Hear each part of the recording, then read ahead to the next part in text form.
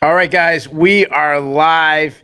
This is the Shillin and Duffy Show live recap of UFC Vegas 114, Emmett versus Volcheos, or Volcheos versus Emmett. I am your host. My name is Keith Shillin. Not joining me is the senior editor of Sherdog.com, Ben Duffy. I know you guys can be thinking, me and Ben are on an absolute streak right now and not doing recaps together. Something keeps happening every single week. I swear we actually do like each other. We're still friends, and hopefully we can get to do the show together soon.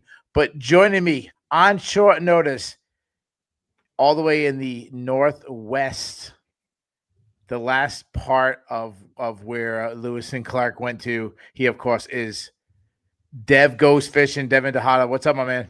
I'm doing good. I actually live literally very close to where Lewis and Clark passed through on their journey many, many moons ago. And we got a record snow over the week in mid-March, which is very interesting. And it's like 8.6 inches or something like that. Shut up. I swear, man. Record 8.6. For the day. So March. My entire life, you heard about the blizzard of 78. That's anybody's ever talked about. The big blizzard of 78. Well, this year we actually topped it. We had a bigger blizzard. So I don't know. I think we've got like 80 inches for the winter, but I forget what it was. It was like 3 feet in one day. But anyways, this conversation lasted about as long as the main event did, as they put old versus new, old lion versus young lion. And we know it usually happens when you put old lion versus young lion. The young lion runs through him, eats him up, passing the torch, put one chief away, new chief. And that's exactly what happened here. Josh Emmett was a massive underdog. He really, I said this on the preview show. I'm not like going out on a limb. I think pretty much everybody said this, so it's not like my hot take or anything, but that he just had like a one punch chance. He's got that big overhand right. His only chance was landing that punch, and that's it. And I think every single time he fights, that chance gets less and less because he's looking slower. Volcheos just absolutely smoked him. Let me ask you this question. Obviously, Volcheos was a big favorite. He showed it. He got a first round stoppage. I know some people hit on Twitter. I think our own Sean Sheehan was talking about, like, Topuria couldn't finish Josh Emmett and Volcheos did. Did you? I'm not getting into that hyperbole, whatever. I mean, well, I guess it's not hyperbole, it's fact, but you get my point.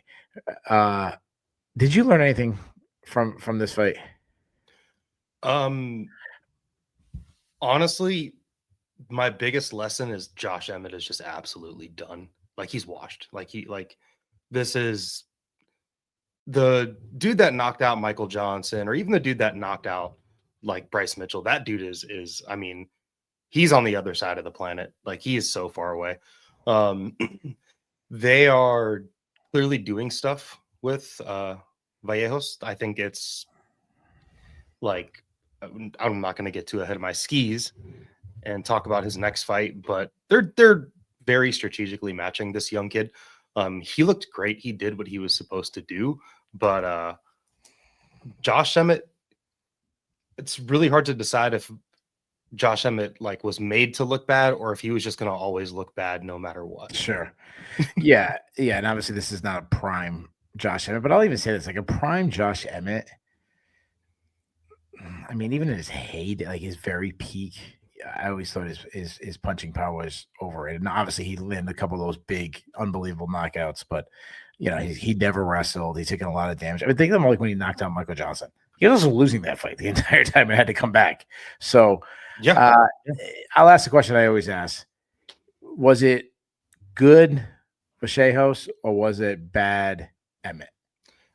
And I'm making you pick one because the answer is let's be honest, the answer is a little bit both, but pick one. You feel better about Volcheos or you feel worse about Emmett? Oh, I mean, Emmett all the way. If I have to pick, obviously Vallejos went out there, he did what he was supposed to do. But based on the betting odds and what we kind of all thought, like he did what he was supposed to do. I would say, truthfully, if I have to make a split, it's probably like 80% Emmett, 20% Vallejos.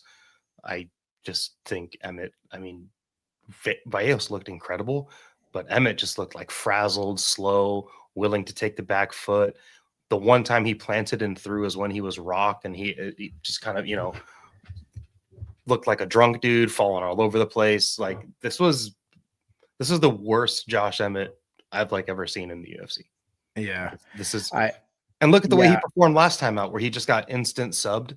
Like he's done, dude. Like Yeah, he's done. He's cooked. To get instant subbed and then instant KO'd back to back at 41 years old at men's featherweight in the UFC in 2026. He's done. Like, it's not gonna change. No. He can move up a weight class, he can move up 2 weight classes. Like nothing's gonna change. I agree. I think this was bad, Emmett. There's a lot of things that Volcheos did really well, but yeah, I'm gonna lean towards bad Emmett. That said, what I will say I learned, the good positive that I'll take away is that Volcheos showed to me that he can handle pressure. And not in the pressure in 100%. The sense of I agree. Fighting pressure, and we always talk about beyond the whole moment, the whole moment. Yeah.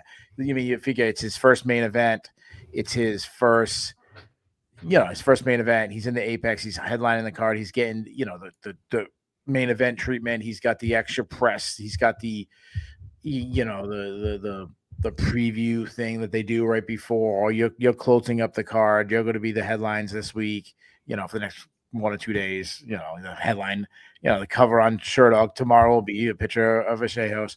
It didn't feel too much for him, and it not only did not feel too much. I mean, he couldn't miss. I mean, it was a flawless victory.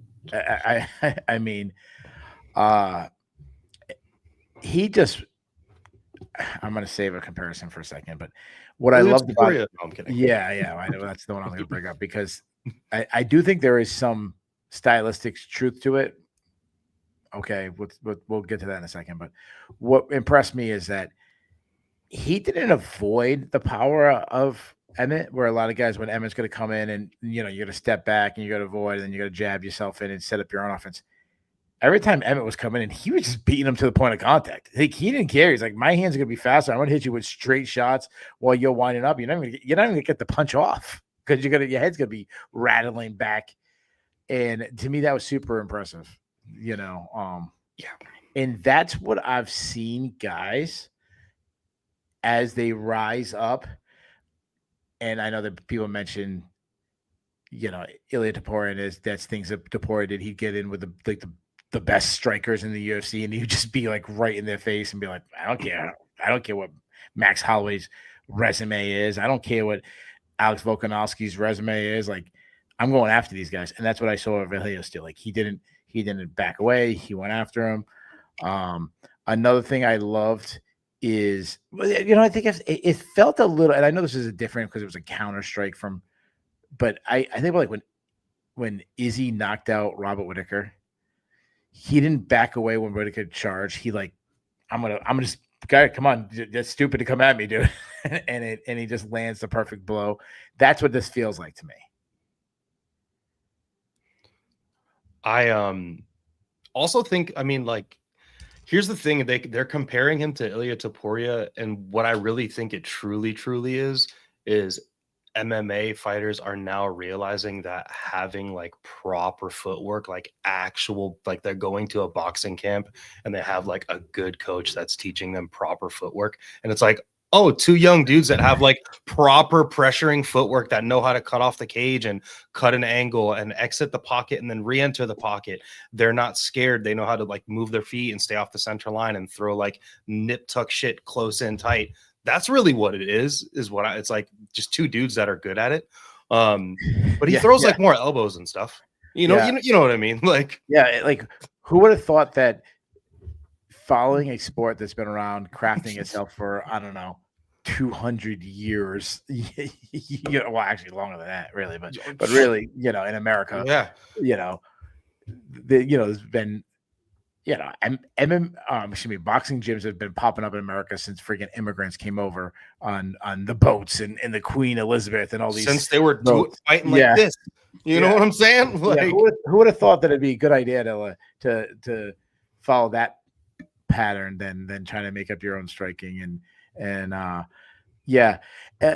Topuria, it's fun, and it's always like the top guys got to get compared to. But the thing about him is this dude's only 24 years old. I mean, that I love. And he is like he's like throwing elbows in tight, like just getting off the center line, like moving his feet a tad and just like ripping elbows in the pocket. Like, of course, you're gonna beat the big wide puncher when you're just like stepping in and throwing nasty elbows. You know, it's funny. One of my buddy's sons, he's 18 and he is like starting to train Muay Thai, and he's going to a Muay Thai gym. This is over in Tampa, Florida. And I've been talking to him, and I'm like, hey, buddy, I send him a bunch of these like Soviet boxing and Cuban boxing footwork tutorials on YouTube. I'm like, watch this and you're going to start wrecking dudes in your gym.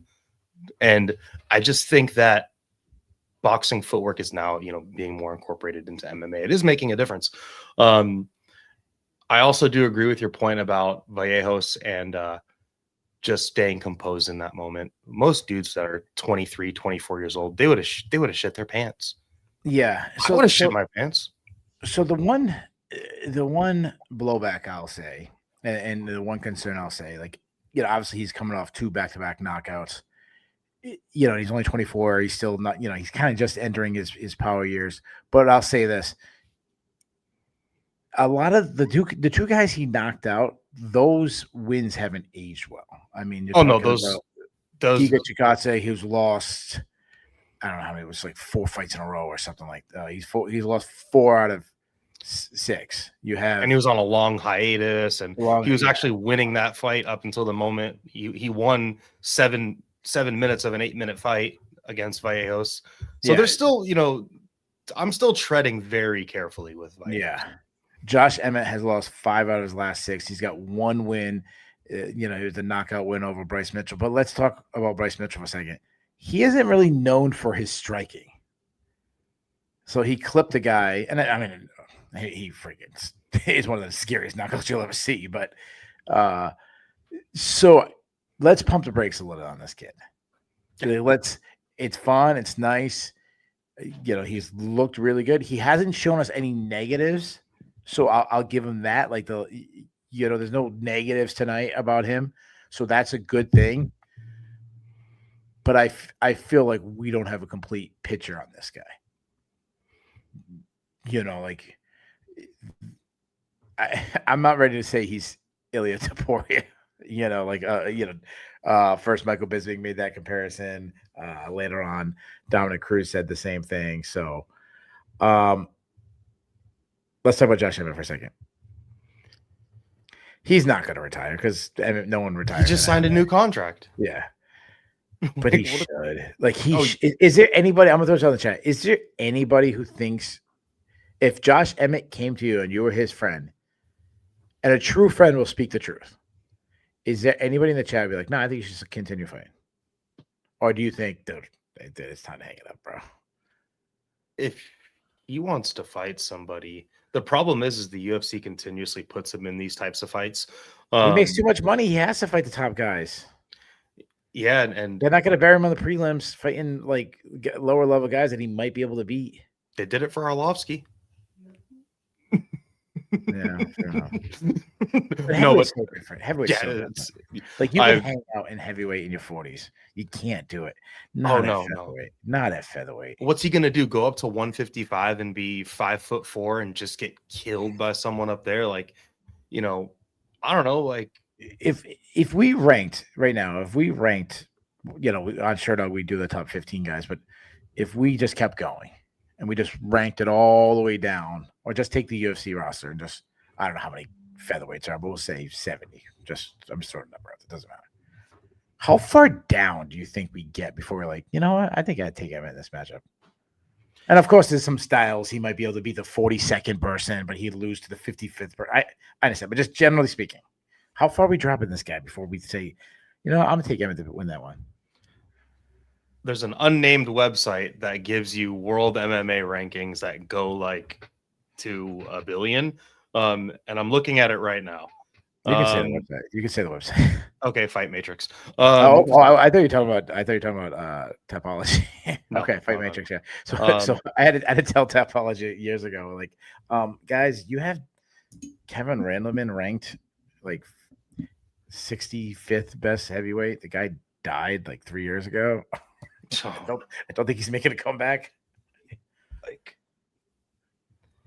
the problem is he is like ranked so high, and if you told me, even though I know this guy left the division, but if you told me like, oh, Josh Emmett was fighting Brian Ortega, like as a ranked fighter, I feel like I would be like, okay, he won't die, maybe. Okay, so you're going way higher than I'm going, though. No, just as a matchup, though, because I don't think Brian Ortega is at a point where he's like some vicious killer. All right, do this. You know? Let's pull up Fight Matrix, and I don't care about using that. Let's find that up. Let's pull up. Pick a random number without looking. Just pick a random number, and we'll see right now. We'll whichever. I'm still pulling it up. Give me a number between 1 and I don't know 60. 40. All right. So this is featherweight rankings, number 40. And of course, this, I don't know exactly what their formula is. I don't know if they do it. Okay, I only see 25. Oh, next. Okay, I can go over. Okay. Just like pull up a second page. All right, the 40th guy. All right, 40th guy is not in the UFC. So let's go. And he'd probably kill him. Yeah. Let's go up one spot.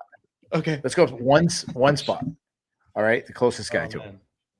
The closest guy ranked is Sean Woodson at 39. I'm picking Sean Woodson. That's not actually. Speaking wise, if I'm Josh Emmett, that's actually the matchup I want because the guy who's going to like swing it out with me. But if Sean Woodson just jabs, just stays, works distance and jabs, he just jabs Josh Emmett's nose off. And Josh Emmett will continuously run straight into them at this point of his career. Ranked 40 is Chihiro Suzuki, and over in Ryzen, and he would kill Josh Emmett. And he's huge. Like it's Myron Santos. It's not good. He like the guy we're saying, what was Myron Santos ranked? Myron Santos was ranked 38.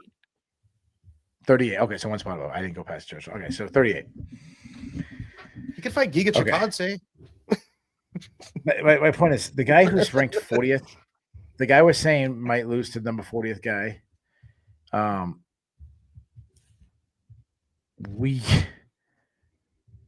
Should they be headlining UFC cards? And it's not like Josh Emmett was this big name, and that's why you're holding on to him. He's not a former champion. He's not a fan favorite. I mean, yeah, he had a couple crazy knockouts, but generally speaking, like you talk to casual fight fans, they don't know who Josh Emmett is. No. You might show them a knockout, and they'd be like, "Oh shit, I've seen that guy." Yeah, but like no one knows who Josh Emmett is. He's not. No. Josh Emmett can go to the mall and he's not getting swarmed by fans. Yeah. If I saw him, I probably wouldn't approach him. Yeah. I'd leave him alone. I might be like, "What's up, Josh? How are you? Good. Good luck in next fight. Thanks, bud." Have a conversation. Yeah. All right. So we all nobody's arguing for Josh Emmett to keep fighting, but let's do this. He's a nice guy. Like he's a good guy. He's on a contract. He says, "I want to fight again."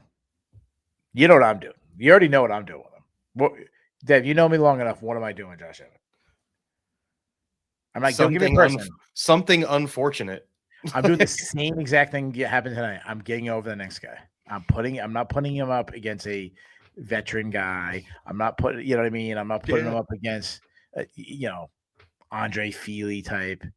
I'm putting him against the next up and coming guy, and I'm getting him destroyed. And you already said the guy's name that I had written down, and that's Myron Santos. He's on a nice little run in the UFC. He deserves a name. Put it as like co-main event of a fight night. Yeah. I'm okay with that. Like, did you have somebody else in mind? I was thinking just like put him against Giga Chikadze because they both looked so bad against Vallejos. Like it's really stupid, easy matchmaking, but loser leaves town. Yeah. That one I actually think Josh could win that one. All right, let's talk about Vallejos for a second. Now, I seen some people in the chat saying Gene Silva. I know they fought on Contender Series. That was a long time ago. Did you have a different name? For Vallejos? Yeah. Oh yeah. I already know what the UFC is doing with this kid, and they're gonna do it again. He in the pre-fight this past week, he said that he's kind of not a fan of being rushed as fast as he is. And the UFC really seems to want to build this kid. Problem is, And once you put him in a main event, it's you've already the ball's like you're trying to stop. Like an avalanche is coming. Like you're trying to stop it. It's already the train. I've got the perfect person to continue the trend. Okay, that's Pitbull. Well, he's already matched up against Pico. Doesn't even matter. Oh, it doesn't care. You don't care if he wins or loses. Doesn't even matter. If he loses, though. If he loses, he may lose his spot in the rankings, but he's like ranked just one above Vallejos. So he'll probably still be in the top 15 just because of the name. And I feel like, you know, the UFC would love to let a young dude that they kind of brought up through the Contender Series, their homegrown guy versus like a Bellator guy. They would be totally happy with Vallejos just like doing the same thing that he did to Josh Emmett to Pitbull. I think the UFC would be totally happy with that. And I still think the UFC is in a spot with Pitbull where they don't, you know, he had the issue where he didn't want to fight his opponent that had missed a little bit of weight. I think there was like tumultuous crap going on. So I think they would love to make that fight, especially if Pitbull even loses. That probably even be more likely to happen. Yeah. Mr. Informality being a they call him the super chat guy tonight. Thank you so much for that. Yeah, I'm going higher.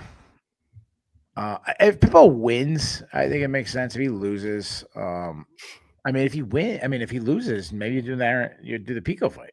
Yeah. And man, I think he is a way Pico gets knocked out, and you know, Pico looks like the most brilliant fighter for 2 minutes. And you're like, what spectacular way is this guy gonna lose now?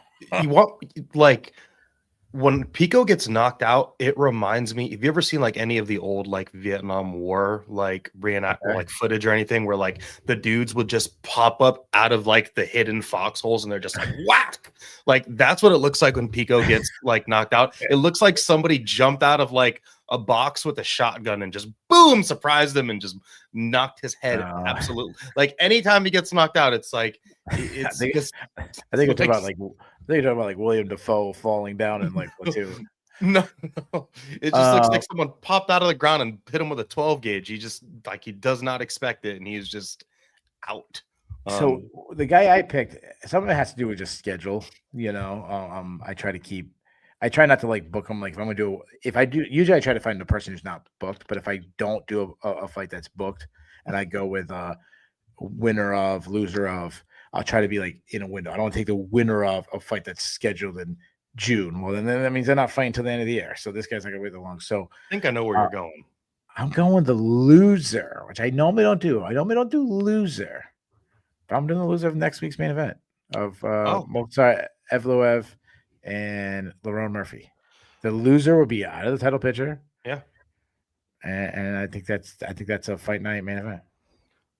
Honestly, too, like they like this kid enough to where like if maybe they give him the winner of that Diego Lopez Steve Garcia off the White House card. That's not bad either. That's not bad. They say wait, so that fight's not going on to what? That's a couple months away. June. Yeah, and then even if you wait till them to fight in June and knowing those two guys, knowing that fight, I mean, you're talking earliest would be like September. Yeah.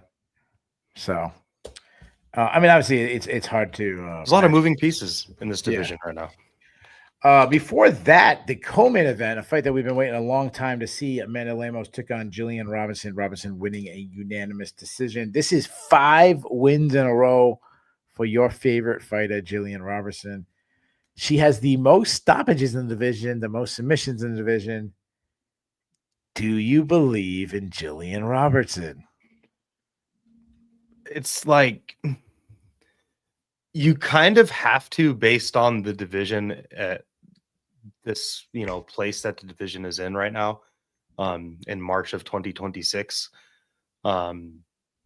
But like when I watch her fight, you and I should not be a better striker than Jillian Robertson. Like she is. So I have it's just worse than bad. It's a liability. What I like about Jillian Robertson, I'll say this.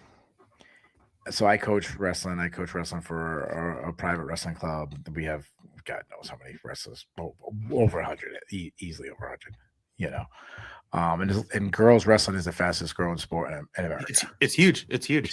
Yeah, everywhere you go, it's like. So we have probably, I don't know, 30, 35 girls on our team. Jillian Robinson reminds me of so many of our wrestlers. Just teenage. She feels like a teenager. Even though I know she's like 30, but she's like this like kind of like shy teenager. Because with the coach, I'm like the nice coach. Like I'm not the one who yells. Other than my own son, I don't really yell at anybody else. And often there's a couple of kids I yell at, but they're like, if I yell at you, you're special. They're good. No, you're special to me. Sure. Like you're one of my people. Like I don't yell at other people. If you're one of my people, like, and I'm like, there's certain people you really connect with. We'll have these girls go, hey coach, can you show me them? Can you help us? That's what Jillian, like, she's not like, we have girls on the team that aren't good athletes, but they just work really hard and then made themselves winners because of it. And like, that's what she reminds me of. She's worked really hard. And like, I'm so happy to see that success. You know, you take an athleticism between Amanda Lemos and Jillian Robertson. They don't seem like the same species. She's the one a decade younger. I would, the football drill with the tires. Yeah. Like I want to see them do that, like against each other. Like Jillian Robertson can't do a cartwheel. No. Watching her punch, and be stuck on the feet with Lemos, for those moments that they did, I was just like, it's hard for me to have faith with her, but she's so tenacious. She's so dogged. Her grappling is good. She needs to start doing more damage because Lemos had a lot of moments in the grappling with her, and she's getting a lot of these like pinning positions, these controlling positions, but she really needs to do what she did in that last round. And that's a pattern for tonight as well. Grappling with no damage. That happened in a welterweight fight, but I feel like once she's with the right coach, she looked like she was a little injured. I think she had like a bum knee or something going into this fight. Like she was like limping onto the scale, kind of limping out into the octagon.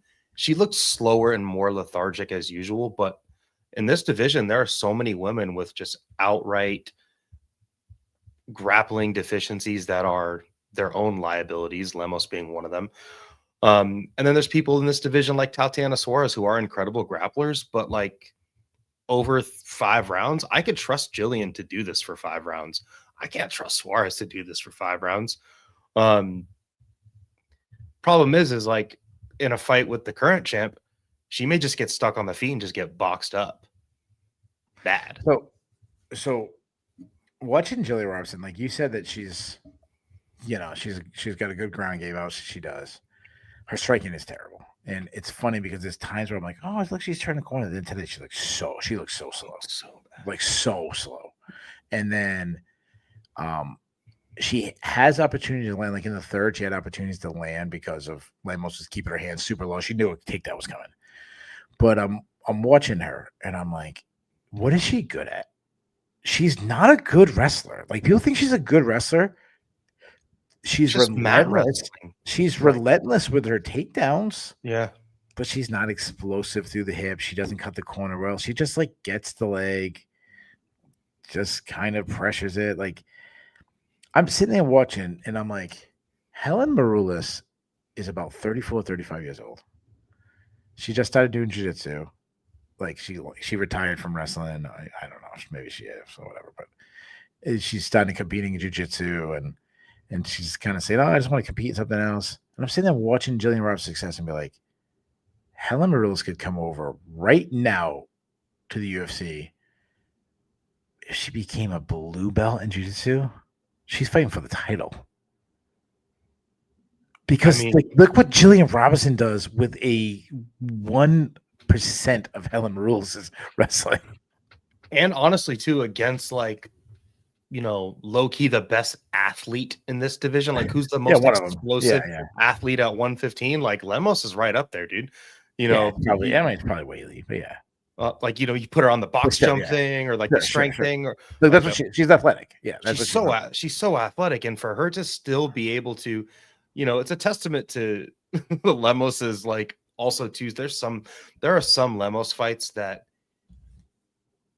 her and she kind of reminds me of Cheeto Vera in a lot of ways, where it's just so frustrating to watch Amanda Lemos. It is so frustrating to watch her because she had all the tools. She should be blowing people like Jillian Roberts out of the water with her power and her speed. Like, she should be like immediately digging underhooks, throwing uppercuts. Like, what are you doing? Why are you in the first round? She clinches Jillian Robertson up to the cage, initiates the grappling, immediately gets turned around and taken down. And I'm like, what are you doing? Well, it's fight IQ. She has bad fight IQ. Yeah. So one thing I will say about Robertson, that when I said she doesn't do anything good, she does one thing good. She controls on the ground really well. Yep. If she gets the fight down, she controls really well. Yeah. That's it. Like she's very smart. She thinks position over submission. She thinks position over damage. And if she didn't, she'd lose. Because she is a submission artist, but she's not this dynamic. She's not a Charles Oliveira type where she's going to grab your neck and choke you out in a hurry in a scramble. She's missing the slowly inch, and that's why she controls. Yep. There's times where Lemos was starting to scramble, and she probably could have took it back or something. She just like pushed her hit back down, controlled, and I'm like, so Lemos, I'm watching. It's 1-1, and after she got taken out in the second, I go, I know how the third round's going to go. But she keeps her hands down. I'm like, that. To her credit, she's keeping her hands low, and she's not worried about any striking coming back to her. Nor is Robinson even trying to. But I'm sitting there. So that was smart. But I'm sitting there and I go, what is she doing? She's getting pressured back without Robinson throwing punches. Why are you getting pressured by it? To the cage. I would be screaming like hell, stay away from the cage. And instead, she backs right up to the cage to give her the takedowns. So you can't sprawl. You're literally putting yourself in a position where she's going to reach for a takedown. She doesn't have to shoot because she's not really good at shooting. So she can just kind of just reach in, and you get the position where you're against the cage. She doesn't have to sprawl. She just muscles you down. And I'm like, if you're in the center, she has to shoot for a takedown, and then you could sprawl on her. And I'm like, it's just fight IQ with this girl. She's just, I mean, what she should be able to do is if someone's pressuring you like Robertson, like, just plant your feet and just blast her with an uppercut. Like, what are you doing? Like, you are way faster. You hit way harder. Just throw a cross, jab her to death. Like, just start sticking a jab in her face. The third round should have looked like the Elijah Smith fight in the second round. Well, how the second round went, that's how the third round should look for Lemos. How about a jab to the body? How about just keep jabbing the body? I'll stop the takedown because she's just can't, like, and you're not going to miss it. So let's do this real quick. Let's matchmake Lemos, and I want to talk. We'll go back to Robinson in a second. What are you doing with Lemos? One final thing too, just one little final tidbit. Like, how many fighters do you know, like Tyron Woodley, that would get pressured to the cage, but the second they would hit the cage, they would know, okay, I need to throw something, and they go throw something, like, something incredibly powerful. Lemos wasn't even doing that. A lot of fighters like Tyron Woodley style dudes where, like, that's a trigger for them. They hit the cage and then boom, they're throwing. No, not even, nothing. Just hit the cage, freeze. I understand the back into the cage because if you get taken down, you can try to wall walk back in. But the problem is she can't do that. She's not good at it. She didn't do it the whole when she got taken down the first round. She didn't do it. She didn't do it in the second round when she's taken down, and then obviously it happened again in the third. I'm gonna do the same thing with Lemos that I did to Josh Emmett. I'm using her name to get over the next person. I'm giving her a girl that was in the crowd. I'm giving her Fatima Klein. Perfect. That's better than whatever I had. And probably got to put it like a co-main event of a fight night, or I'm putting it on like that New Jersey card. Like actually that makes Neck of the Woods. Yeah, that makes. When's that New Jersey? That May, I think. So that might be too quick. Yeah, that's probably too quick of a turnout. So that fight probably isn't happening because Klein, I'm going to guess, is going to be on that New Jersey card. Lemos didn't get too beat up, and she'd probably try to take one to get one back again. I'm cool with that. Maybe. What name did you have? That's better than what I have. All right, fair enough. I like it. As far as, to me, Robinson should really enjoy this night because to me, she hit her absolute apex of her career. I don't think it'll ever be better than it was tonight. And I'll tell you why. She's in line for a title shot. And she's either going to fight one of two fighters. She's going to get the title shot first and take on Mackenzie Dern, or she's going to get she's going to have to wait and they do Dern versus Weili, and she fights I'm assuming Weili with. I'm just saying, like, obviously either Dern beats Weili and she fights Dern, or they just give her Dern, or Weili wins. Either one is horrendous stylistic matchups for her. She ain't gonna out-grapple Mackenzie Dern. She ain't gonna outstrike Mackenzie Dern. And Dern's gonna put hands on her. She ain't gonna outstrike Weili. She ain't gonna out-wrestle Weili. I'm sitting there thinking, if I'm her, I think I'd rather have Weili, as crazy as that sounds. Dern is like the ultimate nightmare matchup for Robertson because Dern is a better grappler. She's more physical. She's like actually an athlete. And Dern is a girl in this division where, like, if grappling is your thing and you've got a striking game like Robertson, as terrible of a striker as Dern is, Dern hits hard and she goes for it. Like, like Portia Bain said, like, Dern would put hands on her. And then I feel like Weili, I mean, yeah, Weili's gonna. I feel like if she tried to go to takedown, Weili would just throw her. Like, just see like Robertson's head banging against the cage, and against the. I don't know. That's what I'm saying. Like, this is the peak of her. Honestly, like she's a top 5 girl now, and yeah, ain't gonna get better than that. Like, I think she gets a title shot. She ain't winning it. And I think that if Zhang Weili fights like once a millennia now, and I think the UFC would love to give Mackenzie Dern like a favorable matchup in a title fight. So I could totally see that happening. Like, would you be surprised if they made Robertson versus Dern? No, I think actually really well might happen. I think I give it about a 50-50 shot. That's going to be the next fight. And I think, like, a lot of people in the chat are talking about Virna Jandiroba. Like, that's another terrible style. And it would be a terrible fight. Virna, to her credit, striking has gone a lot. Yeah, I think she teases her up. I think Virna down. Virna's going to be. She's a better wrestler. She's going to be on the bottom the whole time with Virna on top. Yeah, I think I see people putting Yan Shannon in the chat. That's probably the highest ranked fighter that she has a chance of winning. Honestly, the only other person I think would be Tatiana Suarez. That's just because terrible stylistic matchup for her too. It is, but Tatiana, she's past her prime, but she's still a terrible stylistic matchup. The only thing that would make me feel better is Tatiana Suarez has looked so terrible, even in like wins as of lately. Like if they're in a 5-round fight, maybe she still outstrikes her. She still out wrestles her. Like, she can just muscle her against the cage and knee her and stuff. I agree that would be a terrible fight. Anyways, I'm getting over with. I'm getting over with Julian Robertson. I'm giving her the title shot. Like, give her the title shot. If you want Weili, have her sit on the sidelines, have her fight the winner. That's what I'm doing. Well, what do you do? Did you have her in a different matchup? I actually have her against Tatiana Suarez. Okay, I know Tatiana's fighting Libby Godinez next, but doesn't even matter. A lot, like, all of a sudden the UFC is just like finally putting fights together.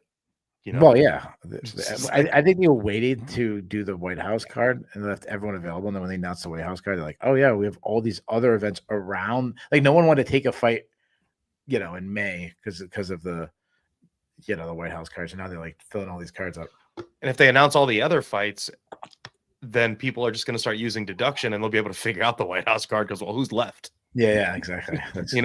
Yeah. All right, Before that, Andre Fili took on Jose Delgado. Delgado won a split decision. How did you score this fight? This is a tough fight to score. Watching this fight, I do feel like regardless of the winner, I thought Fili fought a much better game. Like, he just fought like a much more. He was good on the back foot, good on the front foot. He was like getting in the takedowns when it counted. Delgado was fighting He's a smart and crafty guy. He's he is what every UFC veteran that has half a brain should like be trying to like outline their games around. Like, oh, look, he's kind of crafty off the back foot. He has like a good check hook. Oh, he can switch stances. Oh, he's good off the front foot. He could sneak in the takedowns and like be a good wrestler. He'll throw ground and pound. Like he's doing everything he's supposed to do. I'm not, it was a really hard fight to score. It was such a back and forth fight. I think either fighter could have been the winner. Delgado had like one flurry in the third round that probably won him the fight. But then Feely got the takedown and like landed the ground and pound and was like, you know, getting the controlling even in the scrambles and hitting him kind of behind the ear and stuff. So So you just talked like 45 seconds and haven't told me how'd you score the fight. I guess I'll say I scored it. Stop being a politician. Tell me how you scored the fight. I scored it for Feely via bias though. Okay, so I scored it for Delgado. What I'll say about this, there was two major to me points in this fight. In the second round, you could see Delgado started like you could see obviously he was starting to land and he was finding his timing and all that technical stuff, but you could see his like confidence building where he's like, I can hang with this guy, I can beat this, I'm better than this guy. So that was to me was like the best Delgado, the second. But then the third, why I was so impressed, and even though I scored the third for Delgado, the way the momentum was going, I had a 1-1 head in the third. You would think, okay, Delgado's going to trash Feely in the third. Instead, Feely completely changes it up. He's like, I'm not going to let him be able to kick me. I'm going to pressure him. That's what he did the first half of the round. Next minute, I knew it's halfway through the round, and I'm like, this is anybody's, portion. And then it was about that 2.5 minutes to 30 seconds where I feel Delgado really took over. And then Feely's like, I'm going to get a takedown. But the best thing is, he got a takedown. There was maybe 10, 12 seconds left like that. And he just threw punches. I don't know if any of them landed. He was just smart enough to throw a whole big flurry to make it look like they're landing to try to steal the round. And no, he stole it on one judge's scorecard. If he could convince one more person, he wins a split decision. I'm like, that is veteran. To me, that was brilliant. Like, that was brilliant. I don't know if you saw me in the Sherdog Slack, but I was like, regardless of the scorecards on this fight, this was like a super awesome veteran-ass performance from Andre Feely. I don't know if you notice, I'm like almost never in the Sherdog Slack. Crickets. I'm very rarely in there. Like, I forget about it. I'll try to get in there to do for the voting for the yearly awards. For the rankings, and then even that I forget a lot of time. Like, what I'll do is I'll do it tomorrow on Sunday when I'm doing the show now, and then I'll forget. And then all right. Before that, Harry Hardwick took on Marwan Freaky Rahiki, with one of the best nicknames of all time. Rahiki winning by second round TKO. Rahiki, I mean, he took out a very low level UFC talent, but damn, did he look freaking good. Like, there's some things that he definitely needs to fix, especially early in the fight. He was really trying to get a walk-off knockout. He was trying for a Sean O'Malley like fadeaway big shot, and then once he like damn, this first round's kind of close. Like, you might be losing this first round. Then he just started once he upped the volume, he looks so good. Dude is fast. He is so freaking fast, so explosive. He's got a big arsenal. I like this kid. Dude, Harry Hardwick is like, can you think of any fighter that's taken more damage just in 2 UFC fights, like right off the top of your head? Like, he got his fucking jaw broken in this one. Last one, he got kicked to absolute bits. This poor kid has got fucked up pretty bad in these, in these past 2 fights. I'll give him credit. Like, I give him credit for, like, a lot of people like, oh, he's a quitter and that's not fighting with a broken jaw. Good for him. Be smart. You're not winning this fight. Like, you were clearly outclassed. There's no reason to take more damage. Like, he was doing well in moments. But it was all. I mean, it was becoming less and less and less. And it started to become set in stone. Yeah. The one thing about Rahiki that I didn't like is he is admiring his work a lot, and he's going to get clipped by someone because of that. He throws a lot, and he's looking to see if they land instead of the what they call like recoiling back. He'd like throw a big combination and kind of see what the results were, and then all of a sudden, early on, Hardwick would just respond with like a 4-punch combination on him, punch with him, and then finish the Yeah. exchange, and it's like, Yeah. Hardwick was doing a couple fighters tonight. Were trying to do their best Dustin Poirier, like rolling up against the cage as they're getting bombed on and trying to counter back, and it's just like it's not you, dude. Brad Tavares tried that too. I think I told Ben this. I don't know if I told you, so I throw this one up there. Ninja Kitty mentioned modern day Glass Joe. That's from the old Mike Tyson's Punch Out game. I used to play when I was with a kid. You're too young for that, but so are you familiar with Glass Joe? Like the pro wrestler? No. So you used to play Punch Out, the Punch Out game. Mike Tyson. Okay. Mike Tyson's Punch Out. You had levels. Okay. You had levels, and the very first guy you fought was Glass Joe. His record was 1-99. And like everyone beats him, like it's just easy. Like you knock him out, and then the next guy's a little bit like the next guy's record is like 10-60 or something. And then you slowly build up. Eventually, you go against Mike Tyson. So, so as you get older, you get worse at certain things. You're athletic, you're less athletic. Like things ain't normal. No one tells you that you get worse at video games. Because I brought my son to a retro arcade. Like it was a big arcade, but there was like a whole retro section. It was huge. It was like, I'm trying to think where we were. Oh, we were in New Hampshire. It was like the biggest. I think it was the biggest arcade in America. It's huge. It's got like 4 floors. It's nuts. So there was like a whole area. It was like had to be like 1,000 retro, even before my time, like 70s arcade. But they had Mike Tyson's Punch Out. I'm like, oh, this is great. Like I want to play it. I put my quarter, whatever. It was a quarter or whatever. I stopped playing. I lost to Glass Joe, dude. I get knocked out by Glass Joe. Damn. And I'm like, all right, he's going to throw punches now. Just do the side button and move. And I couldn't move a single one. And I'm like, I'm old. I'm a shot fighter. I'm shot, dude. And then I'm like, no. And then I realized I had like this epiphany, like, this is how MMA fighters are, because I'm like, no, I fucked up that. Like, then I'm better at this. I'm like, all right, another quarter in there. I do another quarter and I get beat again. And I get beat again. And I'm like, I get beat worse the second time. I'm like, now you know how Josh Emmett feels, man. Yeah. I'm like, now I get it. Like you just like, nah, that was just a. And I'm like, yeah, I think I'm the first person in history to lose to Glass Joe. Shit. This is like you like move one punch and you hit him one time, you knock him out. Like you can't even. And he have to hit you like 50 times and I just could not dodge his punches. I couldn't time it. He just kept punching me. I'm like, I'm getting my ass kicked by Glass Joe. Shit. Anyways, before that, your favorite fighter, Iwan Kutalaba, took on. Dude, he looked great. Umar Sai, Kutalaba winning by first round submission. Was this good Kutalaba or was this bad Sai? Okay, so here's the thing: is Omar Sy is just not. Okay, this is going to be mean, but Omar Sy is the product of the UFC trying to corner markets across the world and being put in super favorable matchups in your backyard. To where the people that the matchmakers, the people that make the betting lines, the casinos, the cappers, they're like, yeah, this guy's killing people in France. Listen to the crowd when Omar Sy walks out there. And it's really just because he's a French local. But I mean, I'm watching him fight. I'm not like, this guy's going to be great. When they're talking about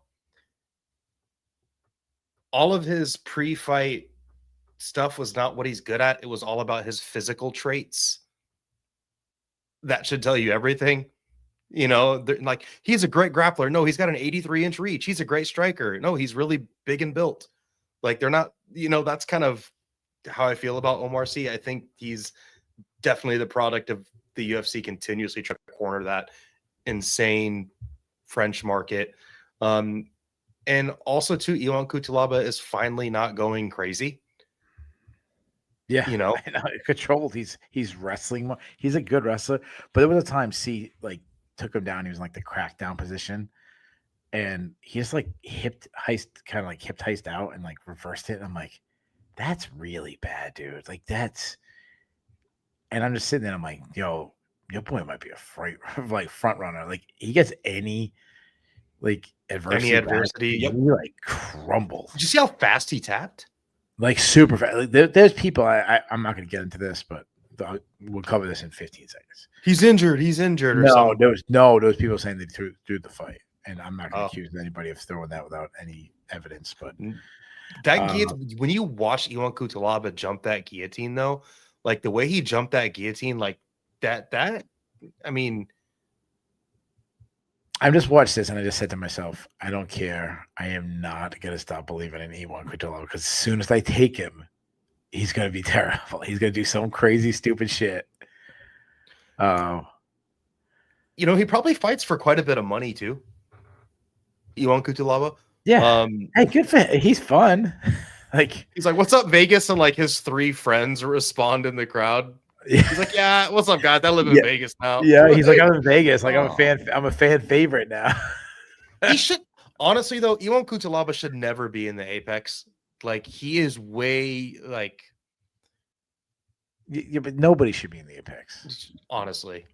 Honestly, at this point, watching Eric Anders retire in there today was fucking sad. I know there was like one person clapped. It's like he might as well. He would have got a bigger chair if he retired at his home gym, which is like, guys, I'm not gonna fight. I decided to cancel the fight. I'm all done. He would have got a bigger chair if he retired at Denny's. Dude. Dude. So my daughter, let me tell you, my daughter plays softball, so she's a pitcher and an outfielder. And when she pitches, and it's like, okay, we're gonna take the pitcher out, put a new pitcher in. Like my daughter walking off the field gets more cheer from her teammates and like the parents, who's like, yeah, nice job. She pitches 6 innings or something. Yeah, you do that, like, hey, nice job, like, good job today, Lila. Wait up, like, keep us in the game. What do they say? And I'm like, trying to hype the kid up, yeah. Like, it was what you do with the pitcher. When the pitcher walks off the field, you give him like the little great job. Yeah, way to go. Yeah.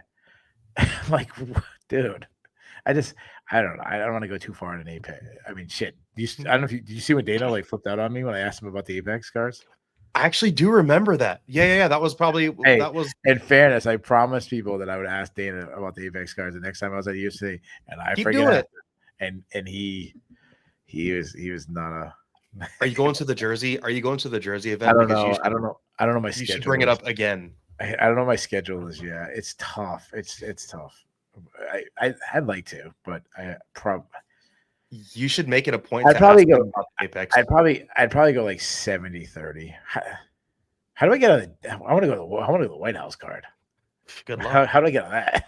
Honestly, you with your other profession probably have a better chance to get credentials to something like that than like a lot of other media people. Yeah, you probably have to really and truthfully. You probably had to put it in like super early and. Yeah. Well, I was talking to one of my coworkers. I'm like, yeah, there's a reason why Hamzat Chimaev and like all these Ali Abdelaziz fighters, like, dude, Ali Abdelaziz was chilling in Chechnya. Like, those guys can't come into like those dudes, like they can't come to the White House. Like, Hamzat can't go to the White House. Like, he's not getting clearance. He barely gets a visa. Yeah. All right. So I was supposed to. Let's do one more fight. And I'll throw this out to the chat. I forgot to mention this, guys. If anybody has a know your host question they'd like asked, throw it in the chat. If it's good, we'll ask it. If not, I have some backup ones. I've got one. But okay, all right. Because I know this is up your alley. Okay, and hold on, but we'll do one more fight. The first fight of the main card, Charles Johnson took on Bruno Silva. Charles Johnson win in split decision. Extremely close fight. Not according to the commentators. They were all about Bruno Silva. But did you see my text? Yeah. How did listen? I don't want to hear. I don't want to hear what's good about Johnson, what's bad. I don't want to hear how you could score for Johnson. How did you score the fight? Okay, I scored the fight for Charles Johnson. Okay, I thought what was your scorecard? 1-3. But okay. I think people in the Slack, the Sherdog scores. I think some of them they went 30-27. Yeah, everyone. So I scored it for Silva, but I totally could see the art because I remember I tweeted and I said they're ripping Charles Johnson right now. Like Bruno Silva just won that round, and I'm sitting there and I'm like, I don't know who to give that first round to. It was really close. So I went 1-3 Excuse me. I'm sorry. I went 1-2 for Silva, Yeah. and I went 3 for Johnson. But I'm sitting there and I go, this could be scorecard anywhere. I don't know if I agreed with the 30-27 some guys threw out in Sherdog, but I was like, it could be 29-28 Silva. It could be 30-27 Silva. It could be 29-28 Johnson. Like these scorecards. Any scorecard without a 10-8 would have probably made sense. Yeah. You could have talked me into it. I'm like, this is really, really close. To me, it came down to it was the pressure and I thought the quality strikes of Silva versus the volume, like the overall, like Johnson landed more strikes. And what did you think? To me, there was nothing that was like, it wasn't like like this is the level of strikes. It wasn't like, this much for Johnson and this much for Silva. It was like this and this. The quality was like this and this. Like it like there wasn't a huge gap in either of the categories. So that's why I had a really hard time scoring it. But I feel like Bruno Silva always loses these fights. Like he's honestly, the best guy. Charles Johnson does too. That's fair. But I'm saying, like, I just feel like Bruno Silva has such a bad record for a really good fighter. Well, hell, if you ask Michael Bisping, he is like Joshua Van. Well, yeah.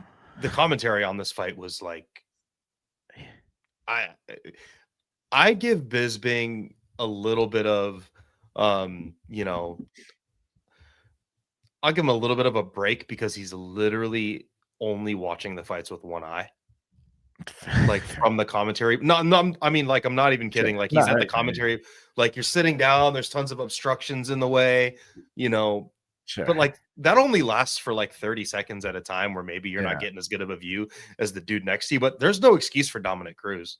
He's terrible. I feel like when he first started, was pretty good. He's gotten worse and worse and worse. And the funny thing is remember when he gave DC shit for not doing his research? And I feel like he's gone that route himself now. I'm just gonna save it for the dude seriously section of the show, but yeah. Every single time Dean Thomas gets on the mic, I go, why isn't he calling the fights? He is so much. I mean, I know it was different tonight because he still coaches Jillian Robinson, and I'm like, he's so much better than. Felder's okay, but I'm like, he's okay. He's so much better than Bisping. Bisping has that little DC thing going where DC has like a personality. Like it's less about, he's really good with his wrestling analysis, but it's less about like knowing the fighters and their backstories and more about his like bubbly personality, where Bisping has a little bit of that. I just think it's not as good. And Cruz sucks. Well, and the problem with Cruz and Bisping, what the difference between those two guys in DC is, DC will get something wrong or not know it, and he'll be like, "Yeah, that's why Annick's the smart guy here." Yeah. Like I don't really know much, ha ha ha, and he'll like laugh it off. He's like the jovial, funny dude. Where you've got Bisping and Dom, and they're like both egotistical douchebags. Like, you know what I mean? So it's kind of like they're fighting with each other because they both want to have a dick measuring contest over and over again. Bisping can't commentate a middleweight fight without talking about one of his own middleweight accolades. Like, sure, it's tough, dude. It's tough. I've compared DC before to like John Madden, but he's got a little bit like, if you go WWE, he's got a little bit like Jerry Lawler, like to him, where he's more about personality than what actually he says. Yeah, like Senko's great. We all know Senko's great. Yeah. If you go to the About Me, but listen, there's also like she's had moments when she's not great. Yeah, she's a cheerleader. She's, like she always toes the company line. Like no one ever does that. Fairness, the only one who won't at times is Joe Rogan. Like Joe Rogan will say things that the company doesn't want to say, but his career is not based on the UFC. Yeah, exactly. But also Joe Rogan has narratives that he's been promoting for 30 years that someone just not fucking true. Thai Cup. That's a bingo card. Yeah, he just promotes things for 30 years and something's not true. But what I was gonna say about Laura Senko, she's very good. I think she's the best. And she cares. She's well studied. And she does, and she does study and all that. But that said, she has moments where I disagree with her. but there's a certain portion of the MMA world that will never say anything negative about Lorosenko, and we all know why. Well, you mix the two together, and it's hard to say anything bad, Yeah. Well, I'm just saying, like, there's a reason why. She does do a good job. There's that clip No, going she is. around. Have you seen that clip of her like kind of cutting an angle and uppercutting DC in the body? Yeah, And one yeah, of like, she did on a weigh-in show. Yeah. like that's the kind of energy that I want around the commentary booth. Like, Anyways, we're going way off rails. Charles Johnson, like this guy, like he takes one step forward, one step back, this and that. He called for a fight with Brandon Royval, and I didn't hate that. I'm like, that's kind of where he is at this career. Yeah, I'm gonna go with that. Like I would put it like a fight night co-main event. I think he should take some time off though, still, because he still doesn't seem to be fully recovered from that Alex Perez finish. Where even tonight, like especially early on, he was like, he could tell that he was just like, I don't want to get knocked out again. I need to play it a little safe. And that was never his thing. Like, look at the way he knocked out Josh Van. Like, he met Josh Van in the pocket, clipped him with a cross and then threw that violent uppercut. Like, he seemed to be missing that, like, front foot, willing to throw with you in the pocket type thing tonight. Yeah, he did throw down with Silva, but I think he should just take a little bit of time off. Royval does make sense. And that could totally be just like an Apex main event. Wow, you go main event. Because we have to watch those two guys fight for 5 rounds. You have to. That's true. That is a good point. Like, all right. I don't know the question. So this is my favorite part of the show. The only reason why I do the show is to know your host. And the only reason why I do the preview show is try to tell a story. So Dev, you have a question for Know Your Host, and we'll have the chat answer it too. This one I'm not prepared. I don't know what you're gonna ask me. So give us your question. Okay. This is right up your alley. Okay. I know you're a Texas guy at heart, and I know this is also something you enjoy. Mind you, I've been there 3 times in my life, but okay, yeah. I loved it all 3 times. But Lone Star Keith is what I'm gonna probably call you. If I move, that's where I'm moving. So, what is your favorite smoked meat? Like your favorite barbecue? Like what's I'm so like what's you're not gonna like my answer. Like, because I'm gonna give the classic answer. I'm gonna go with ribs. I make a really good ribs. Pork ribs, beef ribs. Yeah, pork ribs. I smoke ribs a couple times a year, but I always do it. We have a big 4th of July cookout every year, and that's like the big. I make the ribs and everything, and I'm smoking it for 6 hours. I do the 3-2. I do the 3-2-1 method and all that. And are you making your own sauce? I don't make my own sauce. No, I'm not that hardcore. But I get the apple juice out and the brown sugar and wrap it and do all that.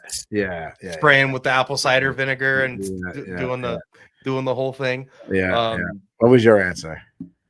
Whenever I go to one of those barbecue places that for some reason seem to be way priced crazy all of a sudden. Have you noticed that? I don't know if you go eat barbecue at all, but last time I went, I'm like, what is going on? I'm always stuck in between, like, I really like it all.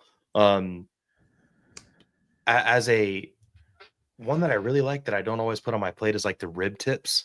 Oh yeah, that's good. Like that's you ever do the burnt ends? Yeah, burnt ends. Like that's right up my alley. There's like some good chuck roast burnt end recipes. I don't know if you've ever done those before, but like there's some. Yeah, so some things I've done, like I've done wings. Like I do a lot of smoked wings, so people like it. I just prefer regular wings more than the smoked. I always tell people, like, if you want wings, you have to like a smoked taste because it tastes different.